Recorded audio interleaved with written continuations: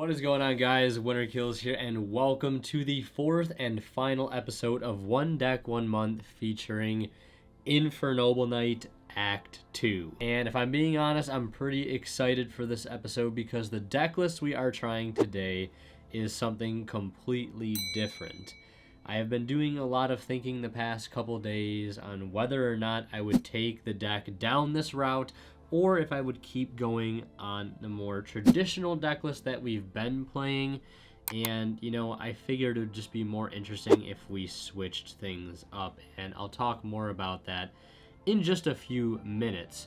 But before we hop into that, I'd like to mention to you guys that, of course, right now we are still doing our fundraiser for the Wild Bird Fund, an amazing nonprofit organization based out of New York City in my home state, where they offer amazing care and rehab for injured wildlife in New York City. And fall migration is happening right now, and they are getting a lot of patients as a result. And anything you guys are willing to donate to this cause right now will help them out and go a long way. So definitely please consider donating to them. You can find the donation button on the bottom of the video or on the right hand side if you are watching on desktop. And if you guys haven't seen them, we do have some pretty nice donation incentives going alongside this fundraiser, all the way up to our goal of $500. So let's take a look at those right now. If we hit $100, which we already have at the time of recording this video, I will be playing Earth Machine again at locals. If we hit $200, I will be playing Rika again at locals, which I believe also at the time of filming this video we hit that goal as well. If we hit the $300 marker, I will do several giveaways. And if we hit $400, I will be revisiting Mermail at locals. And you guys actually voted for that in a recent poll that I did, so thank you for everybody that voted. And if we hit $500, if we hit the final goal of this fundraising campaign, you guys will get to decide via vote which deck I play next on the next installment of One Deck, 1 Month. So if you guys want to have a shot at choosing which deck we play next on this series, please definitely consider donating. Or if you aren't able, please share the video around so it gets on more eyes so we can hit our goal and help out some animals and help out some amazing rehabbers over at the Wild Bird Fund do what they do best. And with all that being said, let's talk about where we are at with the current deck list and what my plans are for this particular episode. Alright, so you guys heard me just a few minutes ago say that I was going to be taking the deck list down a completely different path for this episode, and I know that might not seem like the best idea in terms of switching our deck here at the last minute to a completely different build with some new lines, right? That could potentially turn out bad for our tournament record, but I'm not so concerned about that, if I'm being honest. What I am more concerned is just showing you guys a different variation of the deck and some different lines and just giving my honest feedback with it as we take it to an actual tournament, right? So I'm kind of more interested in exploring different options than playing it safe with a deck that we know how it's performed in the past couple weeks, which, if I'm being honest, hasn't been so great. Has it been the fault of the deck? Of course, 100% no. I would say it's definitely a 50-50, part of the list's fault and part of my fault because I'm the one piloting the deck, right?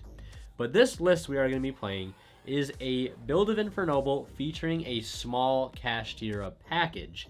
And speaking of cash tier up, the new ban list did actually come out yesterday when I'm filming this, and it was an interesting and underwhelming list to say the least, although I'll definitely take it, right? Beggars can't be choosers. It's nice to see a Rise Heart finally exiting the format once and for all. So that is one less card we have to worry about auto losing to. And it seems like Droll and Lockbird is also kind of shifting its way out of the meta completely, which is nice. And also, speaking of the new list, our locals is actually going to be playing that new list a little bit early, which is great because we can actually kind of test in this new format because it doesn't go in effect until the 25th and the series would be over by then. So not only do we get to test out this new variant with the cash engine, but we also get to play in the new format and kind of get a little sneak peek at what that potentially could be like for playing Infernoble. Now, some of you guys might be wondering where exactly I got the inspiration to play the deck like this, and I actually got the inspiration from this guy right here. That's Mr. Rudy Torres, who actually ended up getting 6th place at a Louisville regional playing the deck in this way. And interestingly enough, on Thursday when I was streaming, doing some testing over on my Twitch, I was originally testing out and playing the top 8 YCS Vancouver list, when towards the end of the stream, some people were suggesting that I try out this list, playing the small cash engine, and eventually just like that, this guy himself was actually in my chat showing me some combos and helping me to better understand how to play this version of the deck and why he played certain cards over others. And that was actually a huge help at getting me on board with this particular style of list. And after the stream, I was still pretty convinced that I'd play something that was a little bit more similar to the top 8 YCS Vancouver list, because that was just what I was used to. But come today here on Saturday, I was like, you know what? I think it would be a lot more interesting, a lot more fun to try and play something completely different. And if it doesn't work out for us, it doesn't work out, right? And if it does, great. But at least at the end of the day, we can learn something and experiment with something we haven't tried yet before. And I think you guys will just get a lot more value out of that. And with all that being said, let's take a look at the deck list here. First and foremost, you guys might already notice it is 42 cards, and it is playing 3, 6, 9, 12, 14 non-engine. I believe the math would still check out to give us over a 50% chance of seeing 2 or more going second cards in our opening 5 cards. And as Rudy put it in his profile, which I'll link down in the description below, is that Kashtira Fenrir is not only a great going second card, but it is also technically engine because it can search out Kashtira Riseheart, which is a warrior, but it's also a fire warrior, which is absolutely fantastic.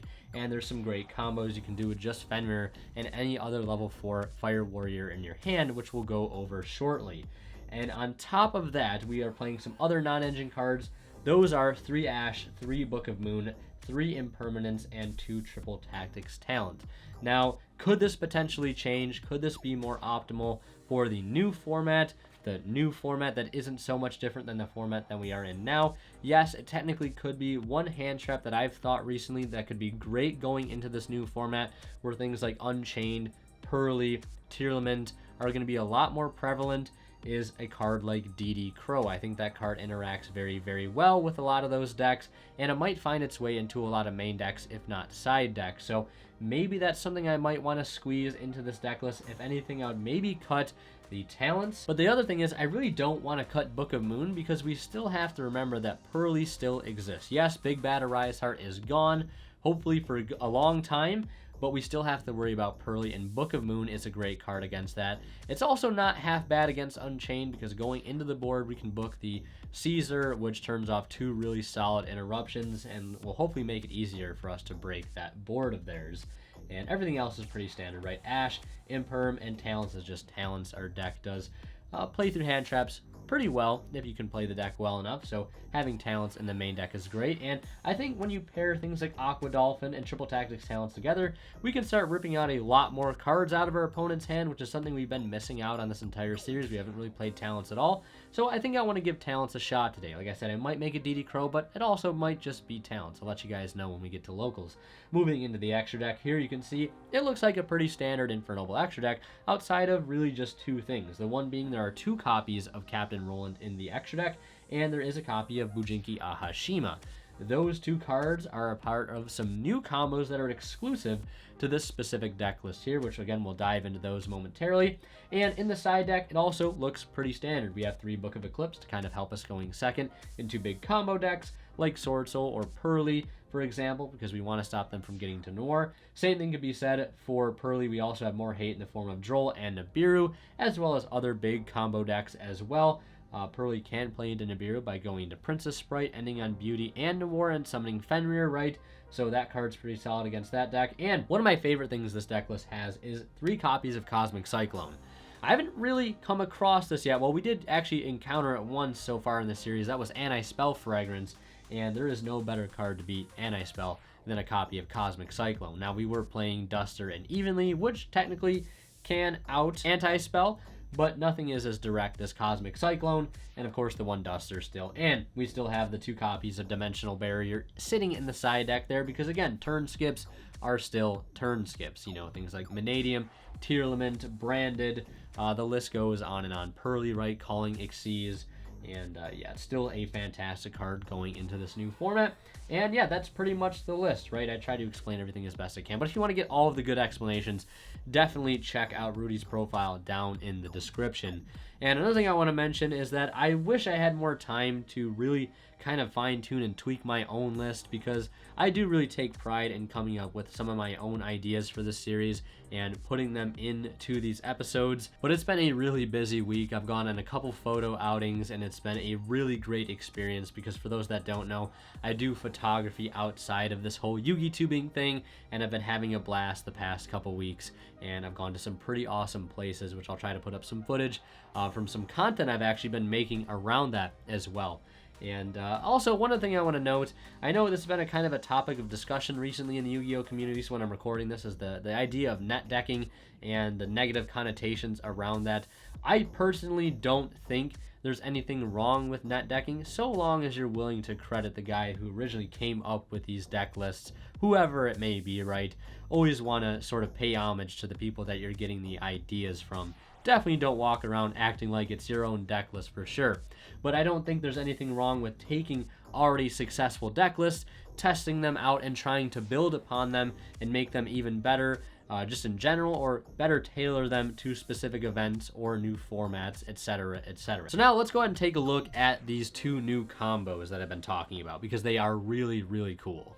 Okay, so here is the first combo that I want to show you guys, and again, shout outs to Rudy for showing me these combos because I definitely wouldn't have been able to learn them otherwise. But this one is a really cool take on the traditional Ogier Renault combo that actually utilizes summoning 2 Synchro Rolands instead of just the one off of Angelica, which means we actually get to take advantage of the other effect, the Synchro Summon effect of Roland. So it dumps an equip to grave, which could be helpful post Age of Overlord by sending something like the Angel Ring equip spell to be Dark Ruler, Super Poly, etc. And then also adds you a warrior from your deck to your hand, all in the end phase. So really, really solid effect. And it all plays around Nibiru too. So let's hop right into this.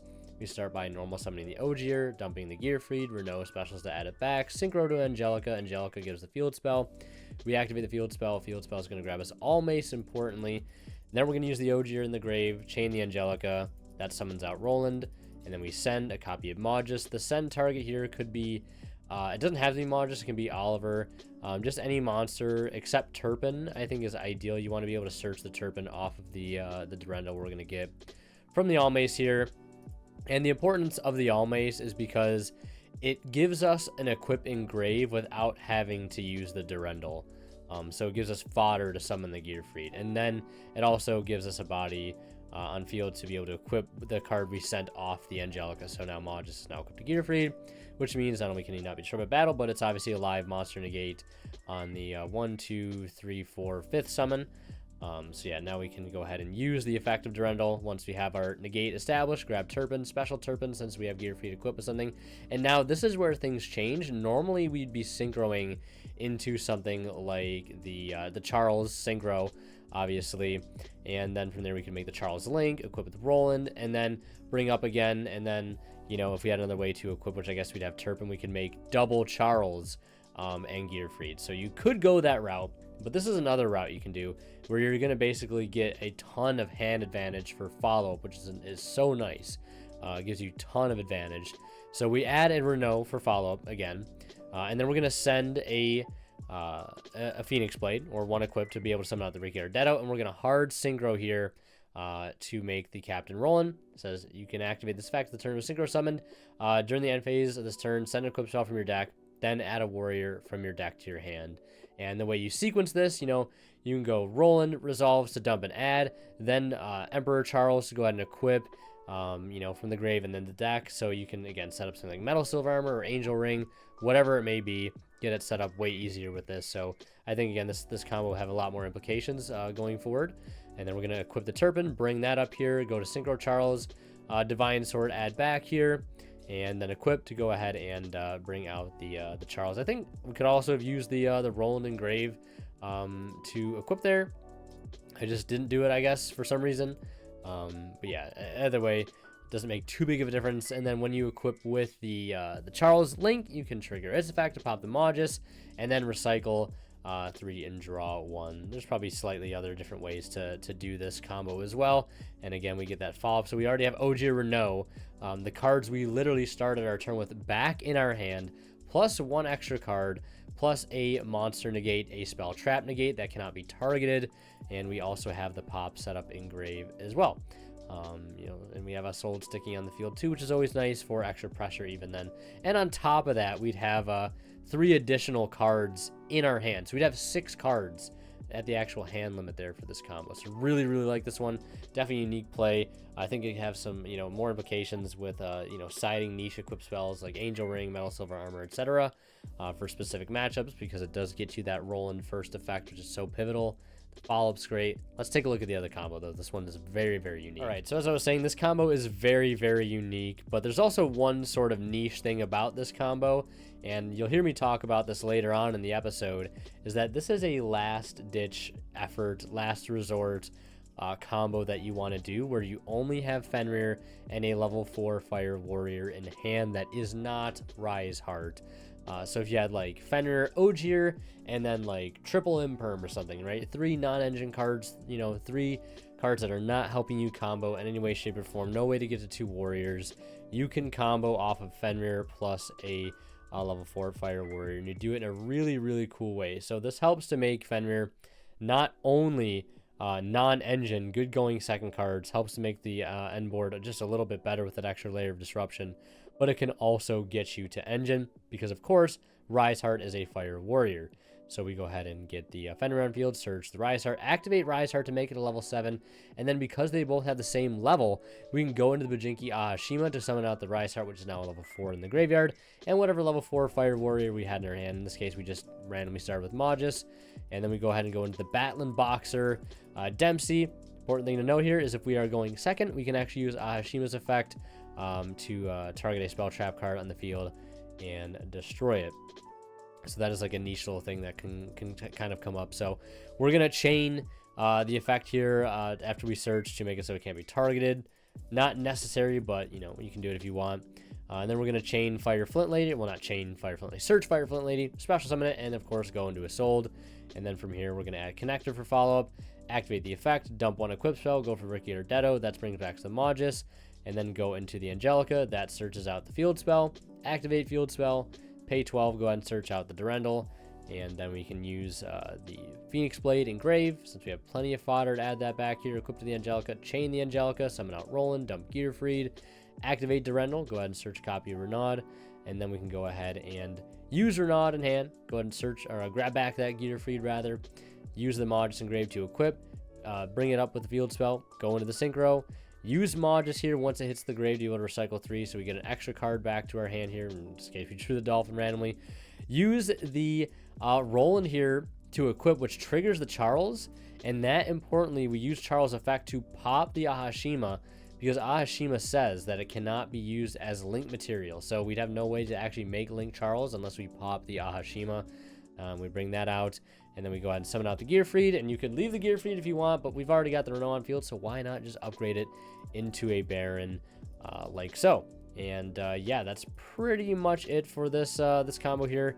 Yeah, I add back the sword, but I should just left it in grave and just have the Charles Link equip it anyways and get an Oliver there. So Yendon, a Omni Negate, Spell Trap Negate, plus a pop setup with the Captain Roland, and you have a follow-up search off of the Connector, a draw 1 off the Magus, and then you'd still also have an additional 3 cards in hand. So you have a total of 5 cards in hand, and they're probably all non-engine if you had to do your combo this way. Although, keep in mind, again, very fragile combo if you get impermed on a Hashima, or even if you get impermed on, like, the Rise Heart, which would be very awkward for your opponent to imperm. Yeah, it can play into, hand traps a lot harder, but it's a very last resort type thing, and it does play into to Nib. At least the cash cards kind of inherently make you play into Nib, which is one downside to it, but at least you can still, execute anti-Nib combos with the OG Renault line, as you guys saw. So yeah, that is it for these replays. Wanted to show you guys them really quickly, some new combos to kind of get acclimated with, and to potentially learn, add to your wheelhouse if they're not in there already. So yeah, hopefully I can remember some of those combos tonight at locals if they come up, and there's really only one thing left to do before we actually leave, and that's put the deck together. Time to get those Alti Fenrirs out of the Speedroy deck and toss them in the Infernoble deck for tonight, and let's just see what happens.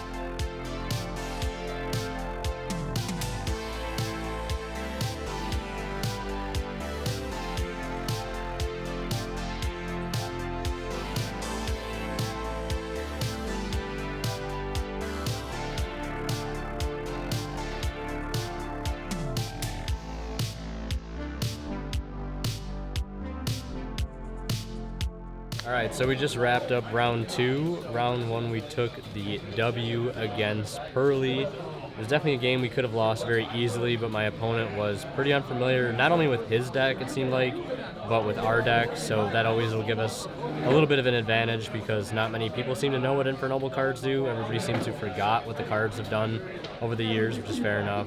And then round 2, I played against my friend Matt on the Salmon Great deck, which is a deck I haven't played against yet. I think too many times. Maybe I played it once on stream, but it was a pretty interesting matchup. Game 1, I lost before I could even play because I opened Rise Heart, Ricky Ardetto, and like another one of, so couldn't really play into the field. He had full combo and everything.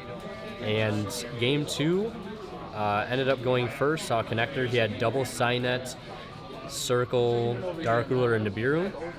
And so I just kind of forced the Nibiru and passed. And it came down to a really simplified game state later on, where I was able to get back into the game after a few turns of not being able to do anything. And he had 2 set. I go Connector, he imperms, and we'll go over this later. And although there's really not too much to go over, but he impermed the Connector. I go to Cosmic the other set, it's Circle, and I just did not Ash it, and that ended up costing me the game, which is super unfortunate, because he later had Ash for a soul. But it is what it is. It's just one of those moments where I just say yes without thinking and just let things resolve. Just got to take time to think about things before you say them, right? Makes sense. So that cost us the match, unfortunately. Pretty big misplay. Kind of infuriating, if I'm going to be totally honest. It's one thing to lose the things you can't control, but to lose the things that you can control, like simply ashing a Circle, it is what it is. Nibiru put in work that match, though, which is awesome. The deck's playing super well. I've been loving the second Roland. It's been coming up a lot, so I really like that. We'll see how it goes for the rest of the tournament. And also, I don't think I said this earlier, but Zeus is not in my extra deck. I decided to play Reten over it, since ideally cash isn't that prevalent, and we don't have so many Ixies monsters to steal to be able to make Zeus. So far I haven't missed it, but we'll see if it comes up. And I'll update you guys after round 3, or once the tournament's over.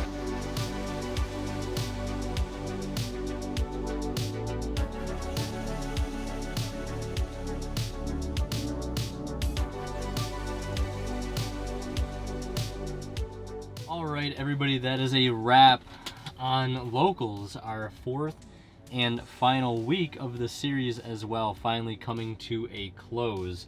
And our final record ended up being 3-1, which is amazing because that's our first time earning store credit with the deck, and we're playing a build that I've literally only played for like a day at most. I gotta say it performed pretty well.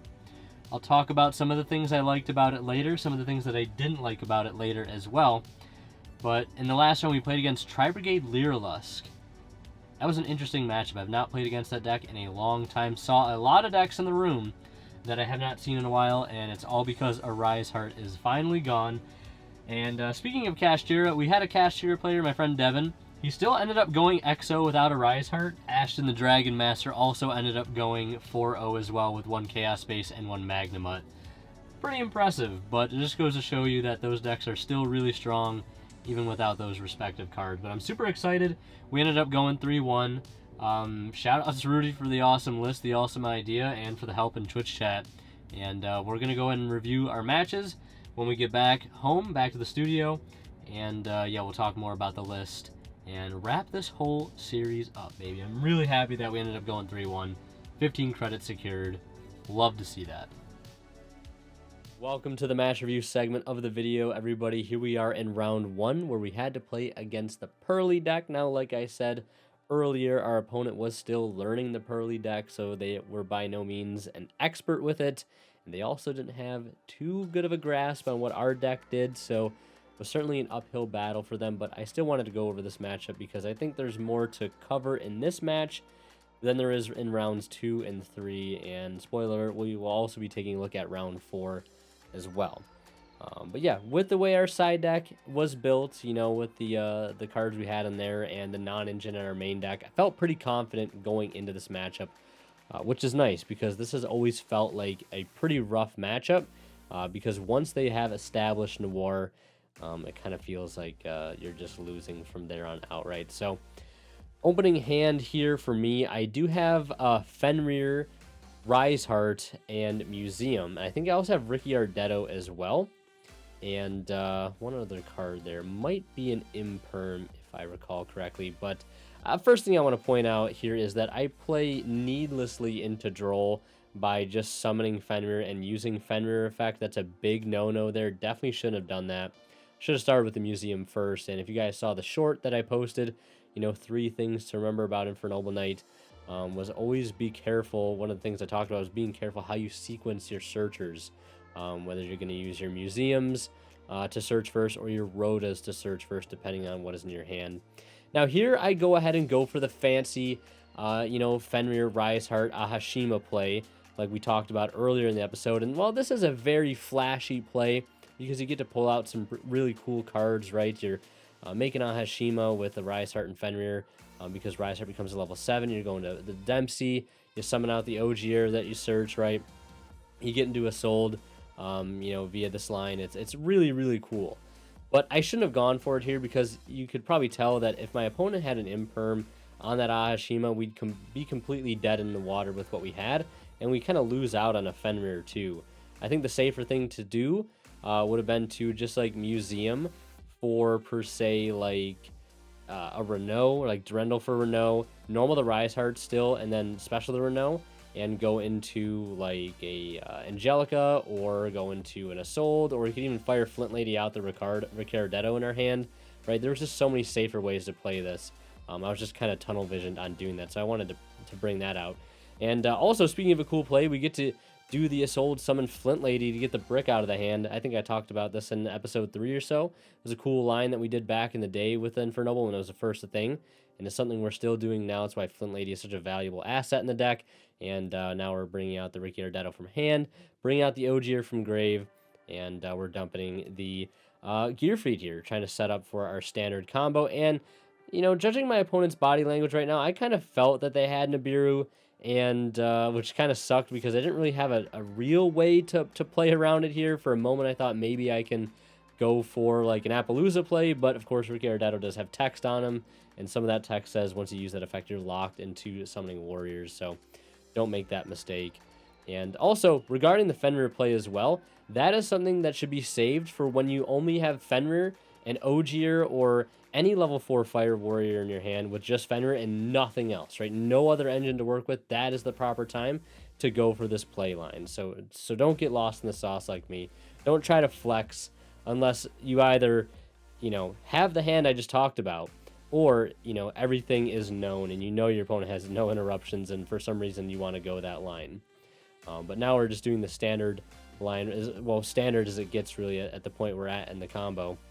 Resolving Angelica, summoning out Roland, sending a Turpin. We've got that Divine Sword in rotation as well, so we're going to banish Dempsey, banish the Rise Heart, equip it to the Roland, summon out Turpin from the graveyard, so it's going to get banished here, and we're going to synchro into Charles. Now, as I said, my opponent was kind of signaling that they had Nibiru just by the way they were reading my cards. At certain intervals in my combo, they kind of paused a little bit. I was like, all right, I'm probably expecting to get hit with Nibiru here. And you might also be noticing the orientation of the cards on my field and be like, okay, well, you have Charles there. How could you possibly make Charles Link at this particular point? And with this line, because Ahashima can't be used as Link material, I really wasn't sure. I was like, wait, how am I going to even make Charlemagne here? But it's something I figured out on the fly in round 4, which we'll go over to it. I'll go over that when we get to it. And yeah, as expected, my opponent Nibiru is there. Little did he know, I really couldn't have done anything with that board that I had. There was no way I would be able to negate a Nibiru just yet, so he could have let me combo a little bit further if he really wanted to. But luckily for me, he let that Angelica resolve, which ends up being huge because we can get to another museum, and that's going to grab Joyous, and Joyous gets the Gearfried out of the grave, which allows us to establish some sort of interruption right now, because we'll get Gearfried on board, Angelica will come back, we have Imperm, right? We have some form of interaction, and some semblance of follow-up. Not the greatest follow-up we could ask for, but just a smidgen of follow-up, if you will. Yeah, so we go ahead and establish the Gearfried, and I'm looking at my grave, make sure I don't have anything else to work with. We have Fenrir, right? Fenrir Renault in hand. So again, it's not the greatest follow-up, but it's technically still follow-up, right? And the Angelica coming back has way more value in this particular build because, of course, we are playing 2 Roland, which is something I don't think we've done the entire month. So that Angelica, which is normally easy to forget if you're not playing the second Roland. Once you start playing the second Roland, you're like, okay, I really want this card back on my field because you get a free body out of it, you get another free send, and hell, if the Roland survives and the Angelica comes back, you've now set yourself up for a Baron at the start of your next turn. So my opponent's going to go ahead and lead here with the normal summon of Pearly, and he reveals Perlily and the Street's field spell. So I was like, all right, getting access to Street kind of directly checks the imperm that I have set, which is a little unfortunate. So now I really have like 1 interruption because, you know, depending on my opponent's sequence things here, that imperm might not actually be an interruption anymore. And he goes for the Relinquished Anima, which is, you know, a textbook play for Pearly. And I think he's checking to see what the attack is of Gearfried right now. It is being boosted by 800 because of Sword and Field Spell. And he tries to go Battle Phase attacking into Gearfried. And I'm like, yeah, it doesn't gain the attack of the token. It doesn't work like that. So I let him, you know, not redeclare. It is what it is. Then he goes Battle Phase. Still Nibiru into the Angelic. I'm like, all right, Roland effect. Let's keep Roland. And, you know, dump the Magus here, recycle, and draw. So just like that, my opponent attacking into that Angelica there. We got to draw 1. We recycled Engine, and we're setting ourselves up for a Baron. And here in main phase 2 is going to go for the Sky Striker Ace Azalea. Attempt to send the Gearfried. We have to burn the imperm there. Use or lose it because we're definitely not imperming anything else the rest of this combo here because he's going to be getting Pearlies out via the spell, which means Street says we can't target it. So yeah, got to use that right there. It's a good time to use it. He's going to go My Friend to reveal 3 copies of Pretty Memory. And he also has the Hard Drawn Delicious. He has a Happy in hand, and he also has another My Friend. So just has all gas in hand. And all I have to work with is just a Gearfried. So he's going to go ahead and fire off that Happy Memory and choose to protect the My Friend, which is something that I forget a little bit later on, and you guys will see that. So Happy ends up discarding that extra My Friend, and he's going to go ahead and special summon. I think that's regular pro. I know there's a little bit of a glare there. I apologize for that. Sometimes when I set the camera up in this position, it can be very easy to not notice the glare until after the fact, because it's not always a set position. So uses the Pearly effect. I negate with Gearfried here, which is I don't really know why. I felt like I was kind of in between a rock and a hard place because, right, I know he has the other Pretty Memory in hand, and he has another card to go with it. So even if I do stop the Pearly, he still has a way to get to Perlily via the spells that I already know, at least the one I know in his hand. He has the discard for it, but he also here ends up using the Delicious. I'm like, well, even better for him. He's already got Delicious in hand, which gets him to Perlily, which searches him another My Friend. And him searching that My Friend there is very interesting because it gives me the idea, the fact that maybe our Rise Heart sniped the Yeep off the top of his deck and couldn't search it there, which is kind of crazy. Little good stroke of luck for us there. Ends up going to the Beauty.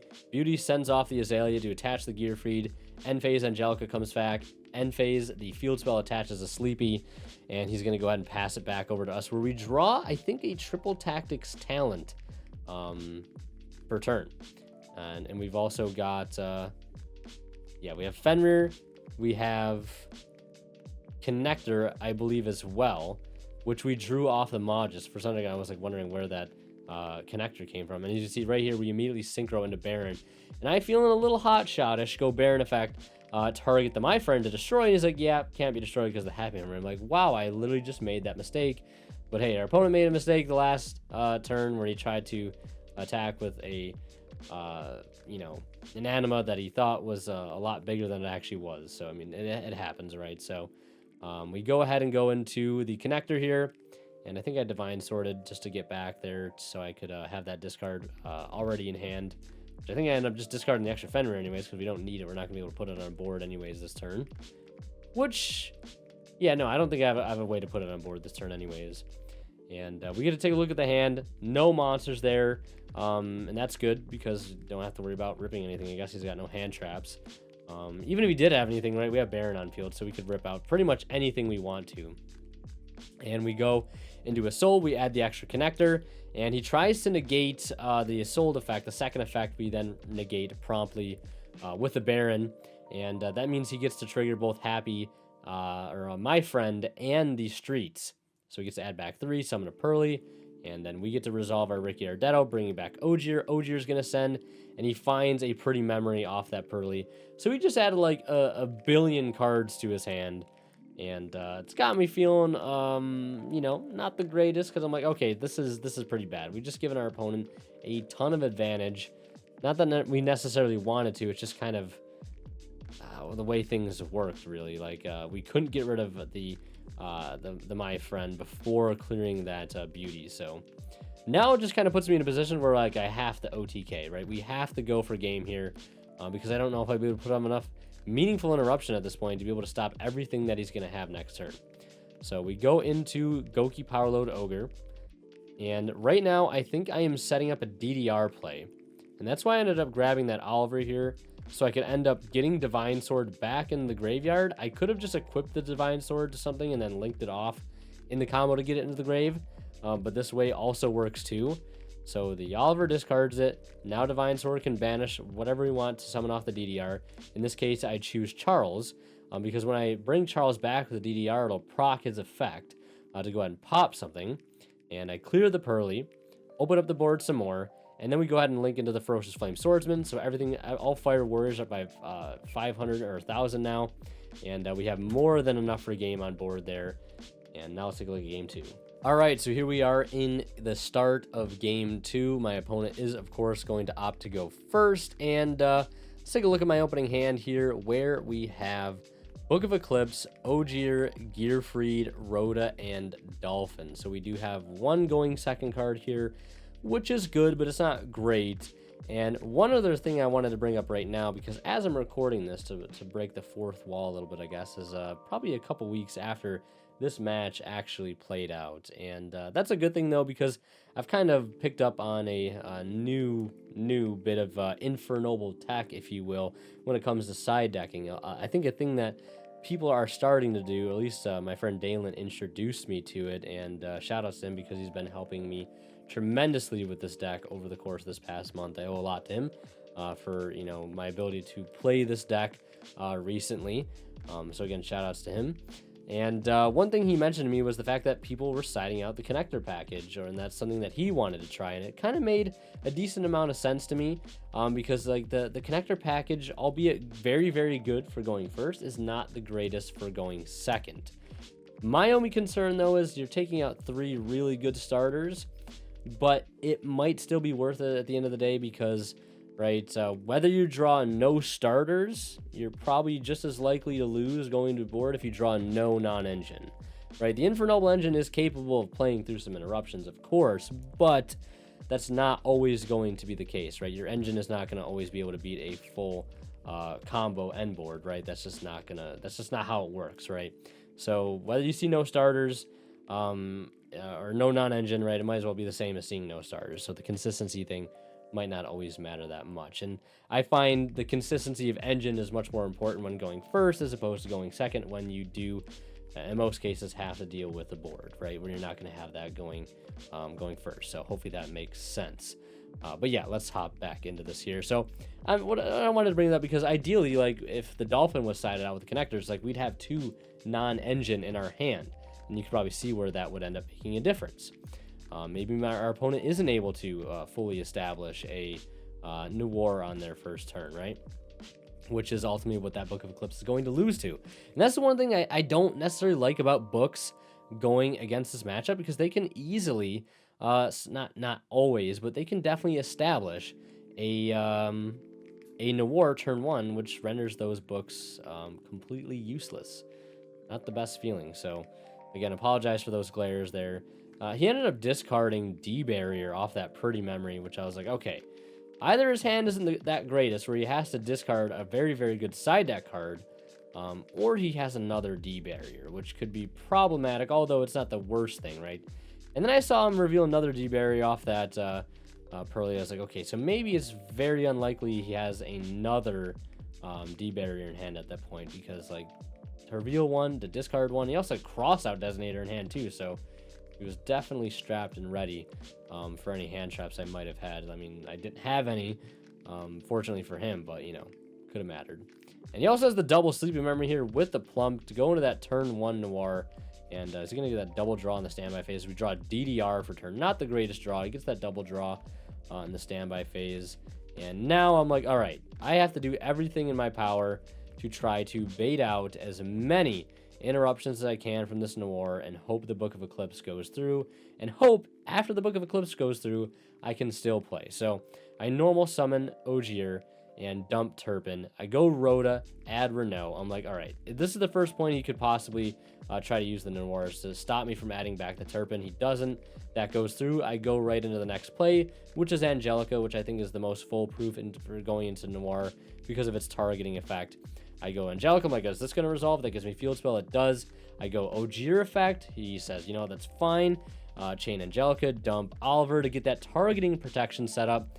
Activate Field Spell. Do you have a response here? No, no response. And again, this is also partially due to the fact that our opponent isn't super familiar with the Infernoble cards, at least the new ones anyways. So we activate the Almace. I equip it to the Pearly, trying to play around Noir on one of my monsters, but it doesn't really matter so much because I can just, you know, Almace has to equip to one of your monsters, so we could easily just Durendal, well, you know, Noir, shuffle back the roll and get rid of the Durendal, right?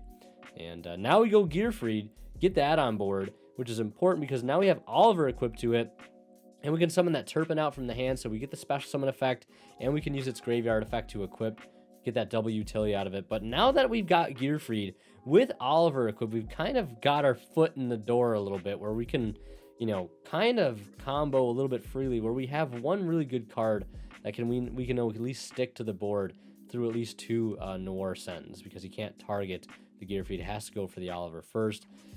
The Charles pops the My Friend. That's a very important thing. We got to get off the field right now.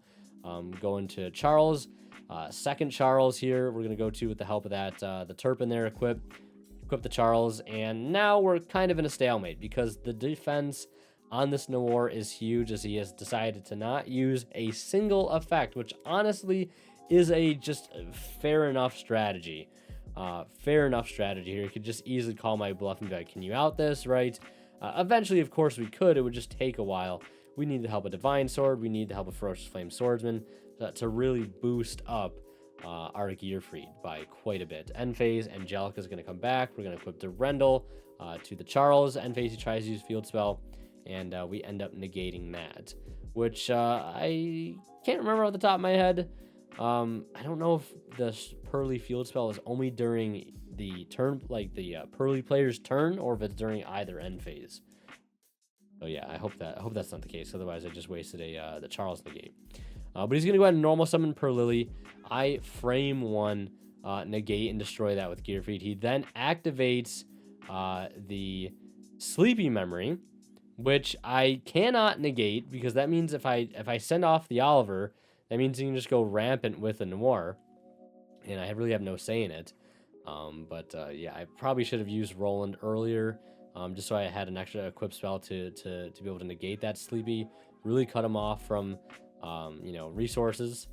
And now he switches his Noir into attack, which is a big miscalculation on his end, because he thought it was going to be big enough to get over some things, and he goes into the Angelica trap again as we tag out and summon the second Roland, coming in clutch here again. Yeah, I think he just forgot to calculate the attack before he switched it to attack. Didn't realize that our monsters were so big, because puts him in a bit of a predicament once he switches that monster into attack, and he committed to it, which I respect. But once you put it into attack, right, it now becomes a game of like whether you want to crash into the Gearfried, or now you just kind of accept the fate that next turn I crash into the Noir, right, at 3,500. And then there's also the fact that if he wanted to deal with the Gearfried, he would have to use Noir to shuffle back the Oliver, and then we still can crash, and then he has to use another effect to get rid of the Gearfried, and then at that point he's already used 4 materials, and then I think at that point it's like it can be affected, and it's not a threat anymore. So like things kind of slip out of his control there rather quickly. So that is it for round 1 rather, and let's take a look at round 4 now. Here we are in round 4, where we ended up playing against something rather unexpected, and we win the die roll there, love to see. But we ended up playing against Tri-Brigade Lyrilusk. Yeah, Definitely something I wasn't expecting there. The only going second card our opponent has is a copy of DD Crow, which can actually be pretty high impact against our deck if used at the correct point. And we open up DDR, we open up Rise Heart, we open up a pretty weird hand, and this time around I'm a little bit more cognizant of using my searching effects right, not just using them willy-nilly. I use the field spell first before I use Fenrir, and yeah, play a little less hard into Droll.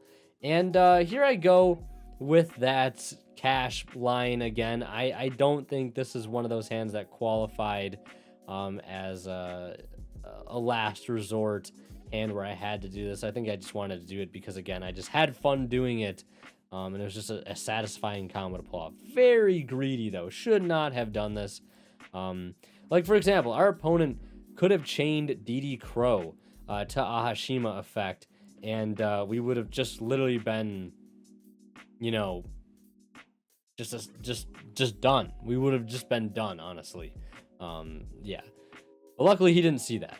It would have been very, very rough. So now we're going to continue, and with the helps of the Dempsey, the Flint Lady, going into a Sold, and we're going to go ahead and use the Sold effect to search. We are the connector. We send the Divine Sword for Richard, and Richard's going to go ahead and bring out the Ogier. And this is where my opponent wanted to read the Ricky Ardetto, asked what it did, and I'm like, oh, that's just going to bring back the Ogier in the grave, and he's like, perfect opportunity to go ahead and throw that DD Crow, and that's exactly what he does. Now, this is actually a pretty good DD Crow. If I didn't have exactly DDR already in my hand, and before I even go any further, we're going to go ahead and use the Triple Tactics talent. Go ahead and take a look at the hand here, and I see 2 Karass, a Kit, and a Triple Tactics, and I'm like, all right, this is a little interesting. I'm not really sure what we're playing against. It could be a couple of things. So I go ahead and hit back the Kit, seeing that it's probably the best one in his hand, best piece of engine in the hand. So when we activate DDR, discard that spare Fenrir, bring back the Ogier effect to go ahead and send. So again, the DD Crow would have been great. Again, we just got super lucky by hard opening that DDR. I don't even really know what my plan would have been if I didn't open that DDR. I suppose it really would depend on what engine card it was, because there's a couple cards it could have been probably that would allow us to like keep playing. We would just need a way to get a level 4 on board, ideally. Maybe we use like field spell to bring up a body if we could get something in grave and then bring it up and synchro to Angelica that way. I don't know. It would have been tough though for sure. But now we get the Roland on board thanks to Angelica. Turpin is going to get summoned out. Summon it from the grave though this time, so it's going to get banished. And then we go into the Charles synchro here. This is what I was talking about in round 1. I was like, wait a minute. I don't have an arrow for the Charles link. How am I going to make it? Am I going to have to make Ferocious Flame Swordsman and point an arrow sideways to summon a Charles link in one of the main monster zones? How do I get out of this predicament? It's a very weird predicament to be in. It wasn't something that I had really thought of when I first saw these combos. I was just like, okay, I could probably just figure it out from here, right? But no, this is a little bit of an interesting dilemma. And at this point, I have to use a little bit of creative thinking. I go Almace equipped to Charles. And I'm like, wait a second, Charles effect to destroy. Open up that extra monster zone to then link into Charlemagne and equip the Charles synchro. Almace adds back the Gearfried. And now we're just kind of back in business. Go ahead and bring up the Charles synchro. Equip it with the Divine Sword, link into the second Charlemagne, and slap that Gearfried on the field. And do I Divine Sword add back here? I don't think I Divine Sword add back because I think everything in my graveyard was something I wanted to keep in graveyard if it was a warrior. End phase Angelica. End phase Charles resolves here, equipping Durendal. And I go for the Oliver equip instead of going for the Magus. Not sure exactly why I didn't go for that. I think that maybe I was just valuing the targeting protection. I'm not sure. I don't know. That's a little weird. I didn't go for that. I don't know why I preemptively went for the targeting protection. Because there's really nothing in his hand that gave away the fact that his deck might need to address my board via targeting. I'm not sure what that was. So he ends up drawing that kit again, actually, for turn. He simply just was destined to have it in his hand. Not much we can do there. So he goes and activates Karass, discarding the kit. I was like, okay, well, we gotta negate and destroy the Karass here for sure. Just because, you know, he's using 2 cards essentially, and that Gearfried negate will trade well. Sure, he'll get the effective kit to go ahead and dump Nerval to add another kit, which is completely fine, because if he normal summons here, we can just go ahead and use the effect of Roland Engrave to equip to the Charlemagne effect, destroy the kit, and put him on have something else here. And of course, he has the talents, which of course we could negate. So that is a wrap on game 1. Let's go ahead and quickly take a look at game 2. So we are at the start of game 2, and my opening hand, as you can see, is double Imperm Rise Heart, which, by the way, has been absolutely glued to my hand in this analysis segment, which I find hilarious. We also have Renault and a copy of Durendal. So let's hop into this and see how this one plays out. My opponent is going to lead with Fractal, and that is going to go ahead and dump the Cobalt Sparrow, activate Bird Call. That's going to add the Turquoise Warbler, and Warbler Sparrow kind of goes crazy, and he's going to be off to the races essentially. Now, from my past experience playing against Tri-Brigade Lyrilusk, one of the things I often found was that Imperm is not the greatest hand trap against the deck per se. I think it excels when you just kind of hold the Imperm for the end board, because shutting off Appaloosa is just so free with Imperm, and sometimes it's a bit of a gamble as to whether or not you want to Imperm things like, you know, the Farragut, or you want to Imperm a normal summon, because a lot of times they can have extra extenders to help them keep going past something like an Imperm on a normal summon, right? So it's not always a foolproof plan, and sometimes I find it more worthwhile to actually save the Imperm for later. So, which may or may not have been correct with this particular game here. One thing I think if I could change is, now that we see him establish the Utopic Draco, he does commit a normal summon here, and it is for Kit. Kit's going to go and banish 2. I think Imperming that could have been pretty strong, because that gets him to Bearbrum. And it also dawned on me too, once he summoned the Bearbrum, I was like, wait, Bearbrum doesn't activate on field to search Revolt. Because again, it's been a little while since I've played against the Tri-Brigade deck, so I was like, wait, now he's going to go ahead and get to resolve all these chain links. I have no way of stopping the Bearbrum from resolving to grab the Revolt. So yeah, that was a little bit of a mistake on my end there. I should have seen it coming, the fact that he was going to go for, you know, normal summon. Still has access to a Karass, even if we stop that, so that puts him on half Karass plus a discard.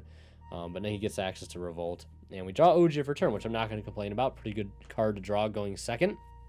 And Imperming Appaloosa always feels clean. He also flipped up Anti-Spell as well during the standby phase, which kind of hurts. But this is one of those rare occasions where it doesn't hurt that much, because we actually didn't open a handful of spells. So rare with this deck. Then we Imperm the Utopic Draco. We're just turning off pretty much everything right now. We know the last set here is Revolt, and I'm thinking if I can play through losing 1 body to the Revolt, maybe, just maybe, there is a chance. I'm going to speed this up just a little bit here. So we go ahead and dump the Gearfried, and we're going to go ahead and use Renault to attempt to add it back, because I'm thinking this is like the only potential way I can get an extra body to keep playing through this removal of Revolt. And he decides to go ahead and use it right now, which I think is fair enough. Puts me on have another extender to keep playing to get to a sold, or have another tuner to get to Angelica. And of course, if he lets me make Angelica, you know, I get the field spell, and sure, I can't really do anything about that, which is, you know, well, I guess it doesn't matter because we have anti-spell, so maybe it would have been better to just let me keep playing, probably. But he goes to the Shureg. Shureg clears the Renault. And we also had a bit of a ruling question here, which was whether or not you can special summon Gearfried by banishing a equip spell that is set. And we were able to determine that yes, you can, because getting rid of the equip spell from field or grave is part of a cost. So you are able to do that under anti-spell. Same reason why Infinitrack Brutal Dozer can tribute a set monster so long as it is still an Earth machine. So getting that gear feed on board via that way is very clutch because it allows us to get into a sold, gets us that extra warrior body on field. It's one of those rare occasions where we're using gear feed as an extender instead of like a piece to our end board. So coming in very clutch here for that. Now at this point though, the pressure is kind of on to actually make a board here because there is still a lot on our opponent's field that we have to address. We also have to keep in mind the fact that if we get rid of Shureg, he will get some advantage out of it. So we just go ahead and use a sold here. I think the best thing to do is just to send one, go for Ricky Ardetto, because we have the Ogier set up in Grave. And that can bring on another body, and we can go for Goki Power Load Ogre. You might think, well, why not go for Angelica? Because Angelica grabs a field spell, which we can't use because of anti-spell. Otherwise, we were definitely off to the races. We go battle phase attack, get in some damage there, main phase 2, use the Power Load Ogre to tribute off and clear everything. Now, maybe I shouldn't have cleared everything. Maybe I should have left the Shureg so he doesn't get a free body because he gets Warbler off that, which is kind of huge. Draws for turn. I think he drew a kit there. And goes and uses Warbler and has the Sparrow. And he is able to actually OTK us here. Yeah, I don't know. I maybe he would have still been able to OTK had I left the Shureg on field. Hard to tell at this point. Maybe somebody who's at Tri Brigade, less aficionado could probably enlighten me. Because it looks like he already had a kit in hand. Or no, he drew kit for turn, but yeah, he would have had kit. Yeah, because he's able to go into the Nightingale, which is going to be at 5 materials, 5,000 attack.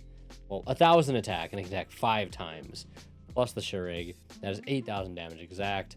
And Nib was the next card. So close. But yeah, let's take a look at game 3. And here we are in game 3 with the opening hand of Rhoda, Fenrir, Droll&Lock, Museum, and Heritage. So we opened up quite a few Rhodas. And again, we want to start with those Rhodas before we use our field spell. I hope I do not use Fenrir effect first to search. That would be absolutely tragic.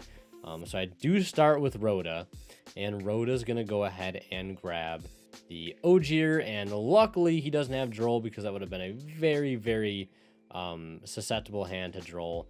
I go ahead and grab Rise Heart, and I'm like, you know what? Maybe I shouldn't go for that Ahashima play, and actually kind of play smart this time. And this will also allow us to kind of do the anti-Nibiru play, Ogier Renault combo, which you can actually still do with Fenrir. The Fenrir doesn't actually mess up the combo being anti-Nibiru, which is nice because you can get Gear Feed on board on the 5th summon still, even with Fenrir, although it does mess up the connector anti-Nibiru line a decent amount, which is something we'll talk about a little bit later. Maybe I already talked about at this point.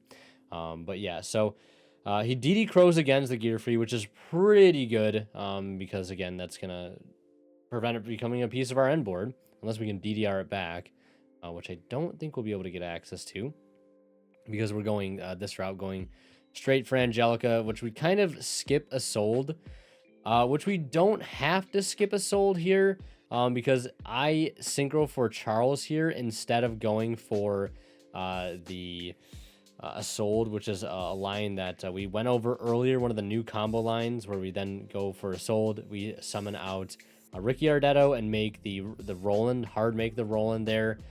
So I definitely messed up there, kind of tunnel visioning for this play.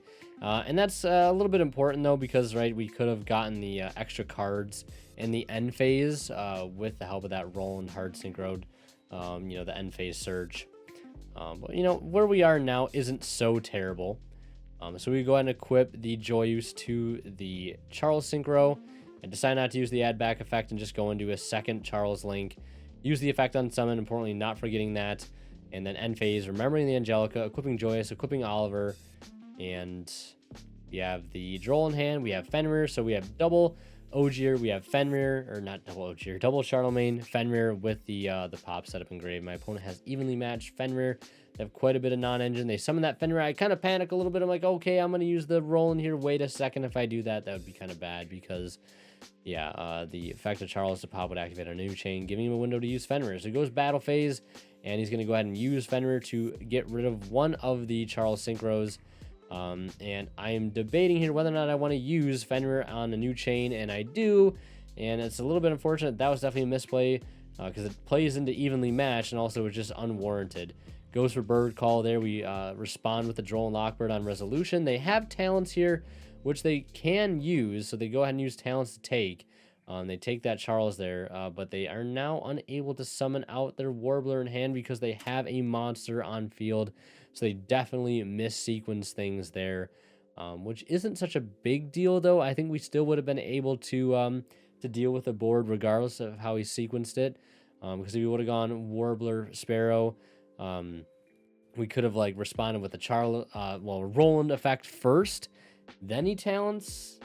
But whether or not I actually roll in there is a different story, right? It's hard to tell. So, yeah. But either way, our opponent ends up admitting defeat after making that crucial mistake. But, I mean, it happens to the best of us, right? It's all part of Yu-Gi-Oh! Is making mistakes and getting better from them. So, that is it for our match recap. We actually ended up going 3-1 the first time in the entire series in the final hour here in the 4th week. Very proud of that. Of course, could we have done better? Yes, but I'm still happy nonetheless with the results. That's 15 store credit, and that's $30 donated to the Wild Bird Fund, and yeah, that's awesome. So, very excited about that, and yeah, that's a wrap on the match analysis.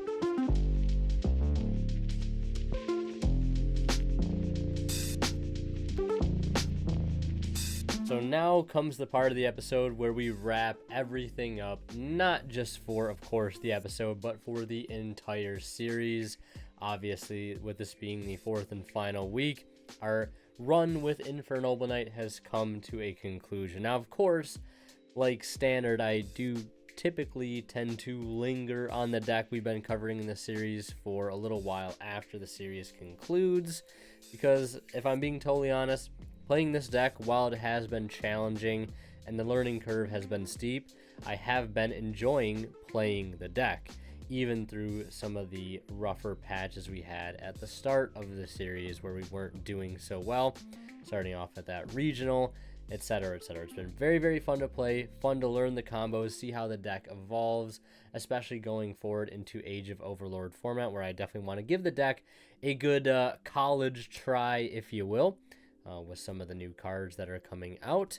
And it's also a very rewarding deck. I'm very much a fan of decks that have a rewarding play style where you really have to sit down and learn things, where the deck can punish you if you make incorrect plays, just because it makes playing the deck more engaging mentally, I guess, and I just enjoy that overall instead of constantly beelining for the same thing.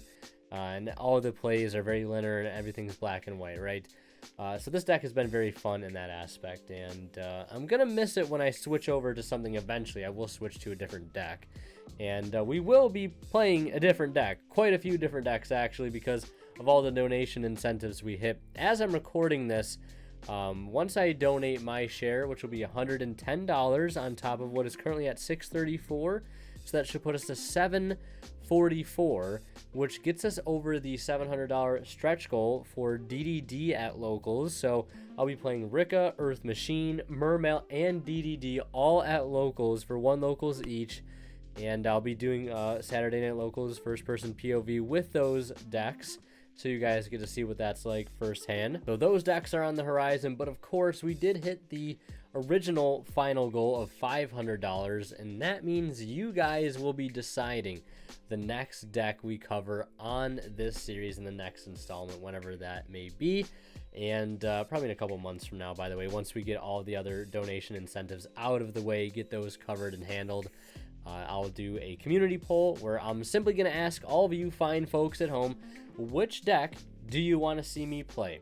And it's going to be some cooperation from you guys. We'll need people giving out good suggestions, things that you would like to see me play, and things that you guys think that you know, the viewers at home would like to see as well. And whichever are the 4 most liked comments on that community post, those will go into sort of like a second stage of voting where you guys will vote from the 4 most popular things. The voting will last for several days, so I'll have plenty of reminders going out on both YouTube, Discord, Twitter, etc. So be on the lookout for that.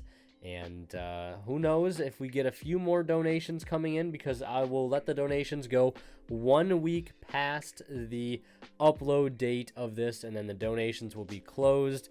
And I'm so proud of what we've done.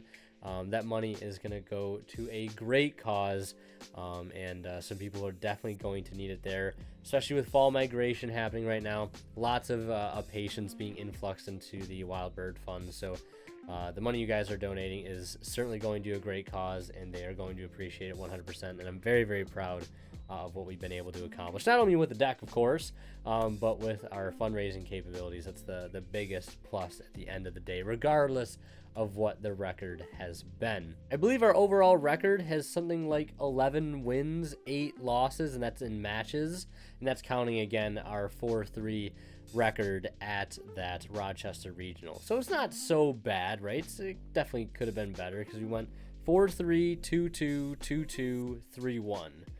Those were the records as follows.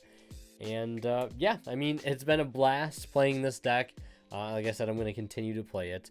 And one last big thank you to you guys, not only for just watching the series, but just for supporting me and the channel over the years. I know the uploads have been kind of infrequent lately, but I've had a lot of other things going on for other ventures in my life currently, mainly my photography stuff. Feel free to check out my photography website.